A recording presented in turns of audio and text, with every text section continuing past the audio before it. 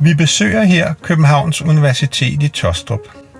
De har med jordprodukter og genbrugstræ fra Solum etableret forsøgshaver til undervisning og forskning i begrebet urban farming. Fælles for alle haverne er, at der dyrkes mange forskellige planter på et lille plads. Derfor skal jordprodukterne både støtte planterne, så de ikke vælter, dræne overskydende vand væk og holde på plantetilgængelig vand og gødning. Her kommer Solums mangeårige erfaring med at udvikle og sælge funktionelle produkter til den professionelle grønne sektor, projektet til gavn. Et eksempel er den regenerative have. En nyttehave med spiselige afgrøder, som bliver gødet med kaffegrums, tang, kompost samt havens løvfald og afklip.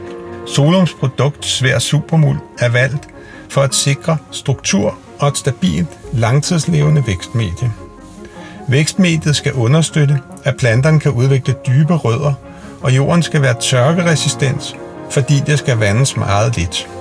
Grundstenen i Solums produkter er vores kompost D-Gro A, som vi kalder den. D-Gro A har EU's ecolabel for kompost, et label, der tildeles bæredygtige produkter, der består af recirkulerede materialer og overholder strenge grænseværdier for indhold af kemi og tungmetaller. D-Gro A er lavet på haveparkoverskud. Den medbringer gødning og en masse liv i form af bakterier, svampe og meget andet. Et mikroliv, der blandt andet hjælper med at frigive næringsstoffer til planterne. Alle produkter deklareres på basis af analyser og er opstået ud fra kundernes behov og efterspørgsel, samt vores viden om, hvad der virker. Vi glæder os meget til at arbejde sammen med jer om netop jeres projekt.